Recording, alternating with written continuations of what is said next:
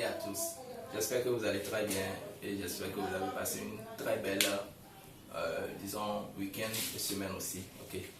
Bon, la dernière fois, j'avais fait une vidéo, mais bon, je n'ai pas pu publier ça, faute de quelques défauts techniques. Ok. Là, vous allez m'excuser d'avoir tenu un peu trop longtemps. Ok. Maintenant, bon, je vais tenir ma promesse, ok, bon, pour concernant les quelques exercices que je vous avais promis qu'on va faire sur les explications concernant la détermination de la formule brute des composés organiques. Ok.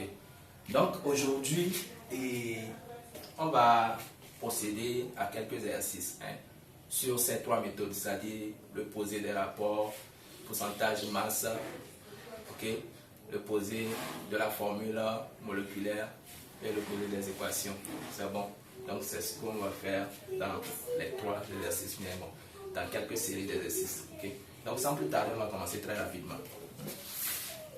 Donc on va procéder avec l'exercice 1 qui nous dit soit un composé A, organique bien sûr, de structure CXHYOZ.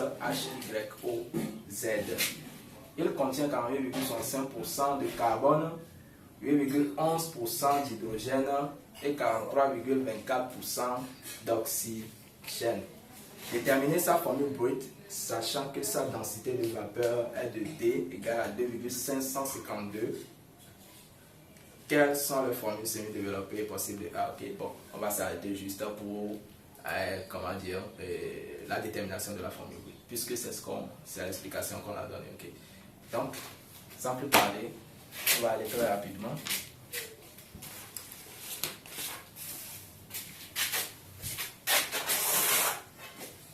Alors, D égale à 2,552. C'est bon? Ça nous fait dire qu'on peut déterminer directement la masse molaire. C'est bon? Donc, qui est égal à 29, D qui est égal à 29 fois 2,552. Ok? Donc, on a la masse molaire qui est sensiblement égale à 74 grammes par mol. Donc, la toute première chose à faire quand on donne la densité, c'est de déterminer automatiquement la masse molaire. C'est de déterminer automatiquement la masse molaire. Donc, on va voir quelles sont les données dont on dispose. Comme je l'avais dit la dernière fois, c'est l'exercice qui va nous guider à pouvoir adopter l'une des trois méthodes. Okay? J'avais déjà dit qu'il en existait plusieurs, okay? Mais les trois méthodes de base, c'est ça qu'on a vu dans la précédente vidéo. C'est bon. Donc, ici, on ne connaît que les pourcentages. Okay? On ne connaît que les pourcentages ici. Donc, qu'est-ce qu'on va faire? Eh bien, on pose le rapport des pourcentages. Okay? Donc, 12 sur pourcentage de C égale à Y sur pourcentage de H égale à 16Z sur pourcentage de O qui est égal à 31 sur 100. C'est bon? Donc, comme la dernière fois, je vous les avais dit, pour déterminer la formule brute d'un composé, il suffit de déterminer les coefficients X, Y et Z. Ok? Donc, on y va. Donc, on peut prendre les deux rapports là, puisqu'on connaît grand terme et on connaît aussi 100. C'est bon? Donc, on va. Ça fait 12X sur pourcentage C égale à grand terme sur 100. Ok? Donc, ce qui implique qu'on a quoi? 1200X serait égal à pourcentage de C fois grand terme.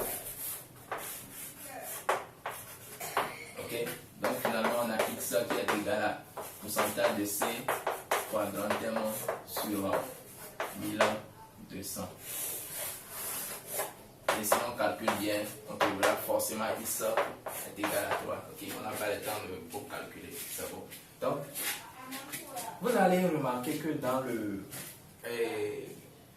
l'équation de X, ou bien dans la formule de X, figure le pourcentage de C, ok, fois la masse molaire du carbone, ok, multiplié par 100. Eh bien, si on l'utilise réciproquement pour le Y, on pourrait dire que on aura le pourcentage de H, ok, qu'on a remplacé avec pour C, fois le grand terme sur la masse molaire d'hydrogène qui est égale à 1. Ok? 1 fois 100. C'est bon? Et là, on ne se gêne plus de poser les deux rapports, ok? Les deux rapports là. C'est bon? Donc finalement, on va trouver y aussi égal à 6. Okay. On va trouver y égal à 6. Maintenant, pour le z, on n'a pas forcément besoin de poser aussi. Okay? On peut aussi toutefois poser que z est égal à pourcentage de O fois grand terme sur la masse molaire de O, okay? Qui est égal à quoi? 16 fois 100. C'est bon? Mais si on ne veut pas se donner toutes ces peines, alors directement, étant donné qu'on connaît la masse molaire et qu'on connaît au moins deux d'entre ces trois coefficients, on peut se référer à la deuxième méthode vue dans la vidéo qui est égale à 12x plus y plus 16z. Ce qui fait que 16 serait égal à grand terme moins, entre parenthèses, 12x plus y sur 16. Et finalement, on aura z qui est égal à 2. Okay. Donc, pour la FB de A serait égal à C3 parce qu'on a ça. H6 O2, H6 et O Z qui est égal à 2. Okay. Je rappelle que la formule moléculaire du composé organique en question, c'est C6HYOZ. Donc voilà tout pour la première, ou bien le premier exercice de notre série d'exercices. Okay? Donc on va passer pour la deuxième, bien le deuxième exercice tout à l'heure. Merci.